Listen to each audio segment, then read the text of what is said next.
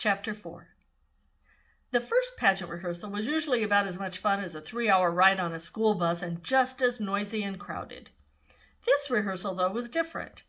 Everybody shut up, settled down right away for fear of missing something awful the Herdmans might do. They got there 10 minutes late, sliding into the room like a bunch of outlaws about to shoot up a saloon. When Leroy passed Charlie, he knuckled him behind the ear, and one little primary girl yelled as Gladys went by, but Mother had said she was going to ignore everything except blood, and since the primary kid wasn't bleeding and neither was Charlie, nothing happened. Mother said, "And here's the Herdman family. We're glad to see you all." It was probably the biggest lie ever said right out loud in the church. Imogene smiled, the Herdman smile we called it, sly and sneaky. And there they sat, the closest thing to criminals that we knew about. And they were going to represent the best and most beautiful. No wonder everybody was so worked up. Mother started to separate everyone into angels and shepherds and guests at the end, but right away she ran into trouble. Who were the shepherds? Leroy Herdman wanted to know. Where did they come from? Ollie Herdman didn't even know what a shepherd was, or anyway, that's what he said. What's the inn? Claude asked. What's an inn? It's like a motel, somebody told him, where people go to spend the night. What people? Claude said. Jesus? Oh, honestly, Alice Windican grumbled. Jesus wasn't even born yet. Mary and Joseph went there. Why? Rolf asked. What happened first? Imogene hollered at my mother. Begin at the beginning. That really scared me, because the beginning would have been the book of Genesis, where it says, in the beginning. And if we were going to have to go start with the book of Genesis, we'd never get through.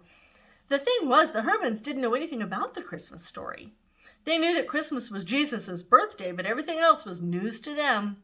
The shepherds, the wise men, the star, the stable, the crowded inn. It was hard to believe. At least it was hard for me to believe. Alice Windican said she didn't have any trouble believing it.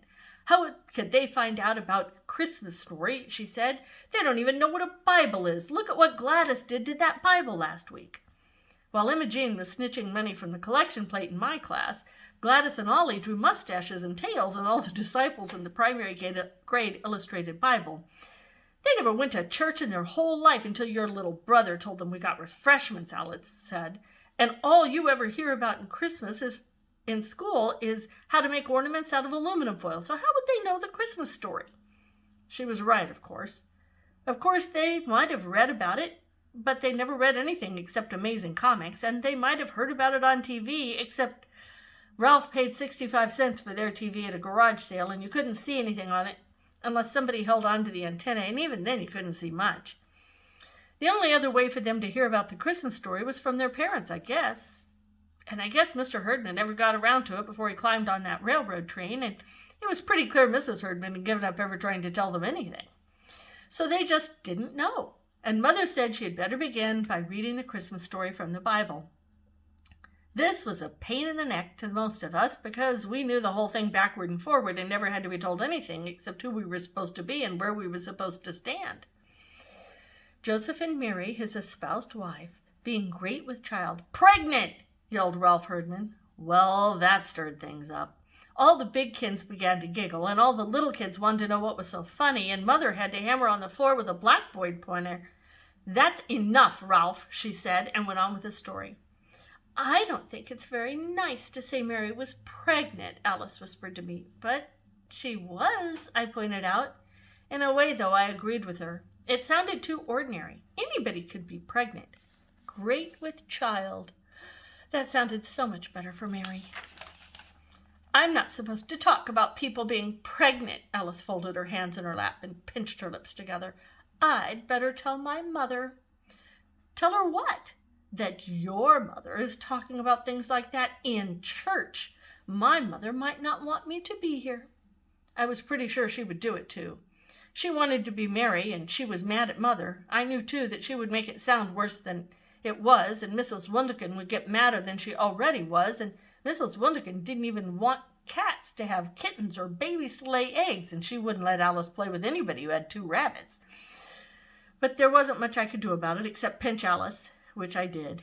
She yelped, and Mother separated us and made me sit beside Imogene Herdman and sent Alice to sit in the middle of the baby angels. I wasn't crazy to sit next to Imogene. After all, I'd spent my whole life staying away from Imogene, but she didn't even notice me. Not much, anyway. "Shut up," was all she said. "I want to hear." I couldn't believe it. Among other things, the Herdmans were famous for never sitting still and never paying attention to anyone. Teachers, parents, their own or anybody else's, the truant officer, the police, yet here they were, eyes glued on my mother and taking in every word. "What's that?" they would yell whenever they didn't understand the language, and when Mother read about there being no room in the inn, Imogene's jaw dropped and she sat up in her seat. "My God," she said, "not even for Jesus?" I saw Alice purse her lips together, so I knew that was something else Mrs. Milligan would hear about, swearing in the church. "Well, now, after all," Mother explained, "nobody knew the baby was going to turn out to be Jesus." "You said Mary knew," Ralph said. "Why didn't she tell them?" "I would have told them," Imogene put in. "Boy, would I have told them. What's the matter with that Joseph that he didn't tell them? Her pregnant and everything," she grumbled. "What was that they laid the baby in?" Leroy said. "That manger? Is that like a bed? Why would they have a bed in a barn?" "That's just the point," Mother said. "They didn't have a bed in the barn. So Mary and Joseph had to use whatever there was. What would you do if you had a new baby and no bed to put the baby in?" "We put Gladys in a bureau drawer," Imogene volunteered. "Well, there you are," Mother said, blinking a little. "You didn't have a bed for Gladys, so you had to use something else." "Oh, we had a bed," Ralph said, "only Ollie was still in it and he wouldn't get out. He didn't like Gladys." He elbowed Ollie. "Remember how you didn't like Gladys?" I thought that was pretty smart of Ollie, not to like Gladys right off the bat. "Anyway," Mother said, "Mary and Joseph used the manger. A manger is a large wooden feeding trough for animals." "What were the wadded-up clothes?" Claude wanted to know. "The what?" "You read about it. She wrapped him in wadded-up clothes." "Swaddling clothes," Mother said. "Long ago, people used to wrap their babies up very tightly in big pieces of material so they couldn't move around. It made the babies feel cozy and comfortable." I thought it probably just made the babies mad. Till then, I didn't know what swaddling clothes were either, and they sounded terrible, so I wasn't too surprised when Imogene got all excited about that. "You mean they tied him up and put him in a feed box?" she said. "Where was child welfare?" The child welfare was always checking up on the Herdmans.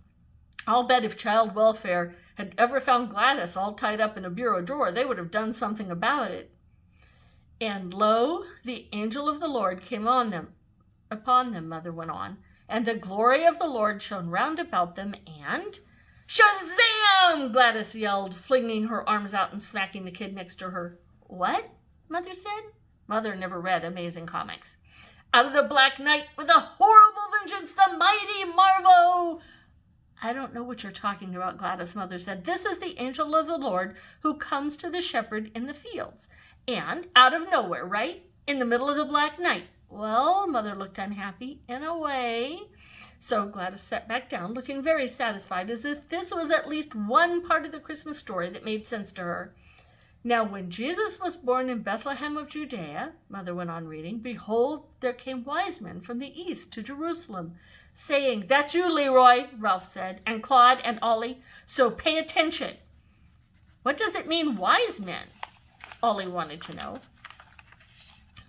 Were they like school teachers? "No, dumbbell," Claude said. "It means like the President of the United States." Mother looked surprised and a little pleased, like when she did when Charlie finally learned the times tables up to 5. "Why, that's very close, Claude.